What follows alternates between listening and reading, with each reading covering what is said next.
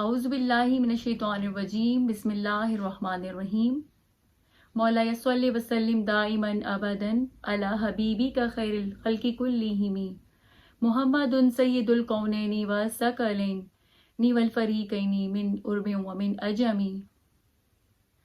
معزز ناظرین و سامعین، السلام علیکم ورحمۃ اللہ وبرکاتہ۔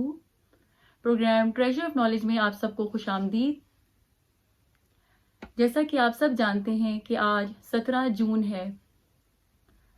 آج کے دن کو بالکل نہیں بھولا جا سکتا، کیونکہ آج سے 9 سال قبل یعنی 17 جون 2014 کو سانحہ ماڈل ٹاؤن ہوا، جس کے اندر 14 معصوم لوگوں کو، جن میں بوڑھے، بچے اور حاملہ خاتون شامل تھیں، ان سب کو بے دردی کے ساتھ گولیوں سے شہید کر دیا گیا۔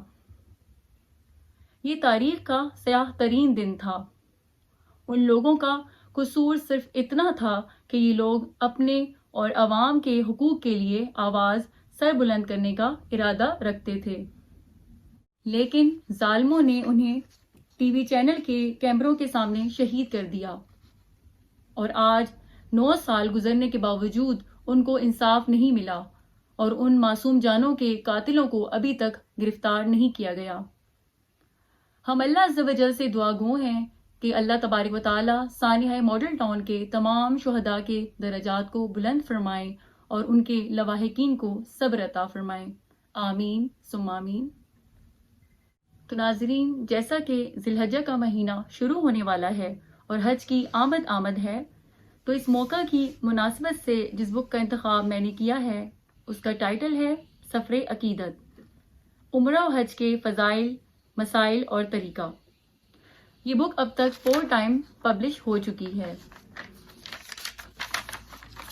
ہر عبادت کی طرح عمرہ و حج کے بھی فضائل و واجبات اور خاص افعال ہیں، جن کو سمجھے بغیر ان عبادات کی تکمیل نہیں ہوتی یا ان میں نقص رہ جاتا ہے۔ افعال عمرہ و حج سے متعلق جملہ امور کا جاننا ہر مسلمان کے لیے ضروری ہے۔ اس سلسلے میں ضرورت اس امر کی تھی کہ حجاج کرام کی رہنمائی کے لیے کوئی ایسی جامع اور عام فہم کتاب مرتب کی جائے جو اس فریضہ کی ادائیگی میں ہر قدم پر ان کی رہنمائی کرے، تاکہ وہ یہ عبادت آسان انداز میں سر انجام دے سکیں۔ اگرچہ اس موضوع پر شیخ الاسلام ڈاکٹر محمد طاہر القادری کی 2 کتب فلسفہ حج اور سلسلہ تعلیمات اسلام کی 7ویں کتاب حج اور عمرہ موجود ہیں، لیکن یہ کتاب دراصل شیخ الاسلام ڈاکٹر محمد طاہر القادری کی مذکورہ 2 کتب کا ہی خلاصہ ہے، جسے آسان پیرائے اور سادہ اسلوب میں ترتیب نو کے ساتھ پیش کیا جا رہا ہے۔ اب میں اس بک کے عنوانات کو مختصر آپ کے سامنے پیش کرنا چاہوں گی۔ اس بک میں اصلاحات حج، مقامات حج، سفر عمرہ و حج کے آداب کے حوالے سے بڑی تفصیل میں بیان کیا گیا ہے۔ احرام کے کیا احکام ہیں، احرام کی نیت، حالت احرام میں ممنوع امور، عمرہ کی نیت، مکہ معظمہ میں داخل ہونے کی دعا، باب السلام سے داخل ہونے کی دعا، بیت اللہ پر پہلی نظر کے حوالے سے بتایا گیا ہے۔ اس کے علاوہ طواف کے کیا احکامات ہیں اس کے حوالے سے بتایا گیا ہے، اور اس بک میں طواف کے 7 چکروں کی الگ الگ دعاؤں کو بھی بڑی تفصیل سے بتایا گیا ہے۔ اس کے علاوہ حج کا بیان، اقسام حج، حج فرض ہونے کی کیا کیا شرائط ہیں، حج کے کیا فرائض ہیں، حج کے واجبات، حج کی سنتیں، ان سب کے حوالے سے بیان کیا گیا ہے۔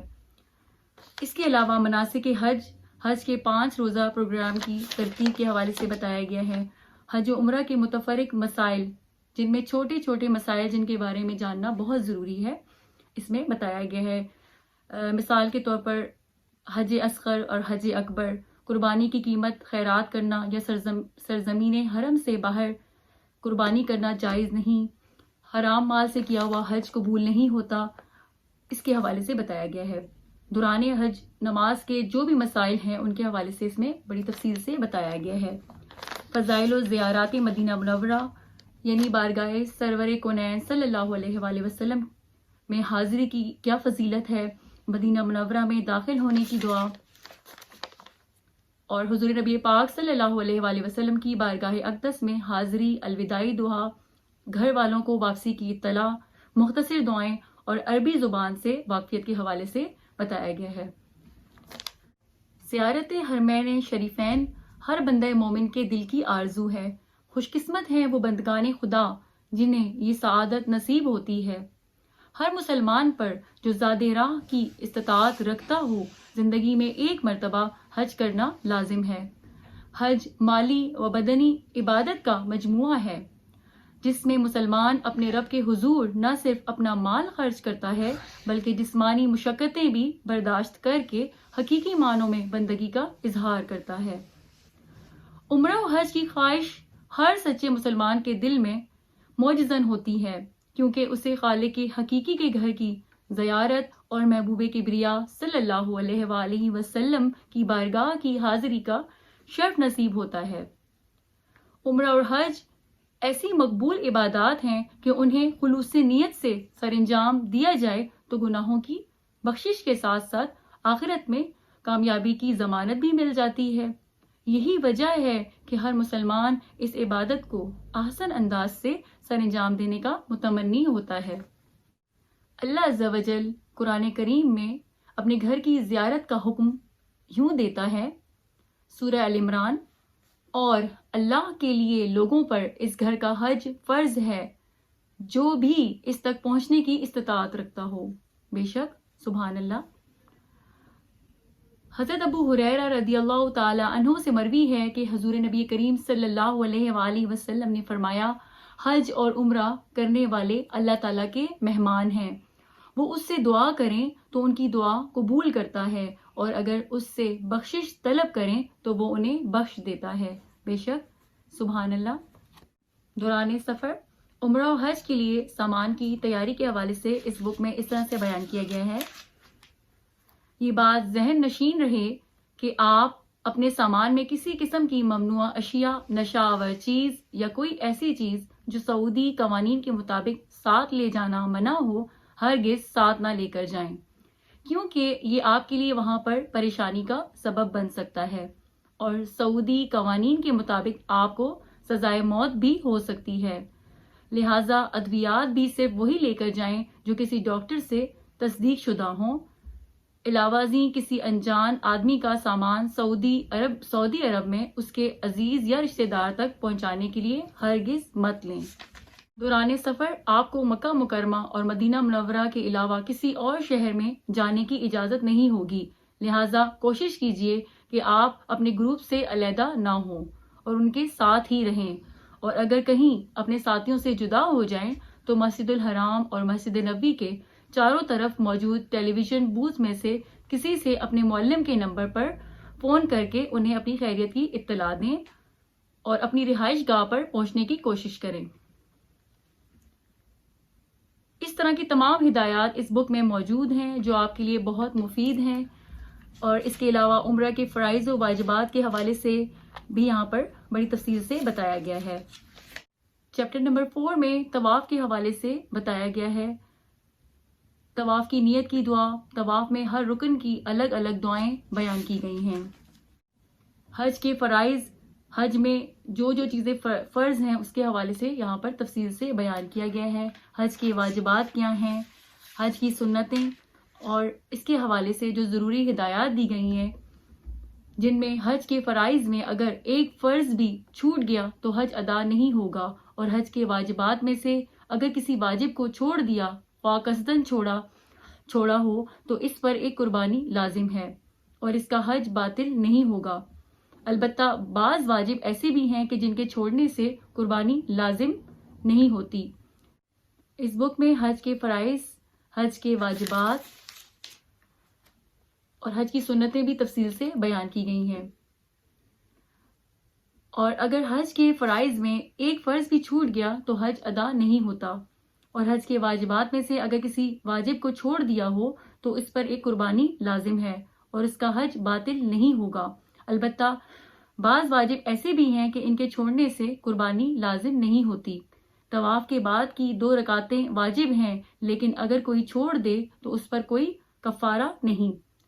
حج کی سنتوں میں سے اگر کوئی سنت چھوڑ دے تو اس سے نہ حج باطل ہوگا اور نہ قربانی لازم ہوگی، البتہ حج کے ثواب میں کچھ کمی آ جائے گی۔ ہم سب کے لیے جاننا یہ ضروری ہے کہ 8 ذی الحجہ کی مبارک اور سہانی صبح سے حج کا آغاز ہو جاتا ہے۔ اب اگلے 5 دن ایام حج سارے سفر کا حاصل ہیں، لہٰذا ان مقدس ایام کی تمام تفصیلات اور احکام آپ کے ذہن میں ہونے چاہیے۔ حج کی نیت کرنے کے فوراً بعد ذرا بلند آواز سے تلبیہ کہیں اور حضور پاک صلی اللہ علیہ وآلہ وسلم کی بارگاہ میں آہستہ آواز میں درود و سلام پیش کریں۔ لبیک اللہم لبیک، لبیک لا شریک لک لبیک، ان الحمد والنعمت لک والملک لا شریک لک۔ اس کا ترجمہ انتہائی خوبصورت ہے۔ میں حاضر ہوں یا اللہ، میں حاضر ہوں، تیرا کوئی شریک نہیں، میں حاضر ہوں، بے شک تمام تعریفیں اور نعمتیں تیرے ہی لیے ہیں اور بادشاہی بھی تیری ہی ہے، تیرا کوئی شریک نہیں، بے شک۔ سبحان اللہ۔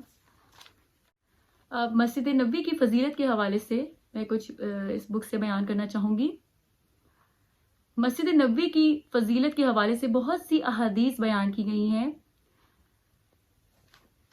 حضور نبی کریم صلی اللہ علیہ وآلہ وسلم نے فرمایا، میری اس مسجد میں ایک نماز دوسری مساجد کی 1000 نمازوں سے افضل ہے سوائے مسجد حرام کے۔ ایک اور حدیث میں مذکور ہے، میری اس مسجد کی نماز 50,000 نمازوں سے افضل ہے، بے شک۔ سبحان اللہ۔ ایک اور جگہ پہ آپ نبی کریم صلی اللہ علیہ وآلہ وسلم کا ارشاد گرامی ہے، جس نے مسجد نبوی میں 40 نمازیں متواتر ادا کی، ان کے لیے جہنم، عذاب اور نفاق سے نجات لکھ دی جاتی ہے، بے شک۔ سبحان اللہ۔ اس کے علاوہ مسجد نبوی میں داخل ہونے کی دعائیں بھی بیان کی گئی ہیں کہ جب مسجد نبوی میں داخل ہوں تو پہلے کچھ صدقہ کر لینا چاہیے اور داخل ہوتے وقت درود شریف کا ورد جاری رکھیں اور یہ دعا پڑھیں۔ اب یہاں پر بہت ساری دعائیں ہیں جو کہ میں ہر دعا نہیں پڑھ سکتی ٹائم کی شارٹیج کی وجہ سے۔ بارگاہ رسالت مآب صلی اللہ علیہ وآلہ وسلم میں حاضری کے وقت ادب کے ساتھ یوں عرض کریں، الصلاۃ والسلام علیک سیدی یا رسول اللہ، الصلاۃ والسلام علیک سیدی یا حبیب اللہ، الصلاۃ والسلام علیک سیدی یا نبی اللہ، الصلاۃ والسلام علیک سیدی یا شفیع المذنبین۔ اور ہمیں درود و سلام کا ورد جاری ساری رکھتے ہوئے آگے بڑھنا ہے۔ اب میں جنت البقیع کے حوالے سے کچھ بیان کرنا چاہوں گی۔ یہ مدینہ منورہ کا عظیم قبرستان ہے۔ ایک روایت کے مطابق یہاں پر 10,000 صحابہ کرام آرام فرما ہیں۔ یہیں پر ام المومنین سیدہ عائشہ صدیقہ رضی اللہ تعالی عنہا کی قبر مبارک ہے۔ ام المومنین حضرت خدیجہ الکبریٰ رضی اللہ تعالی عنہا اور حضرت میمونہ رضی اللہ تعالی عنہا کے علاوہ دیگر امہات المومنین اور حضور پاک صلی اللہ علیہ وآلہ وسلم کی تینوں صاحبزادیاں حضرت زینب، حضرت رقیہ، حضرت فاطمہ سلام اللہ علیہا اور صاحبزادے حضرت ابراہیم علیہ السلام اسی مقام پر تدفین ہیں۔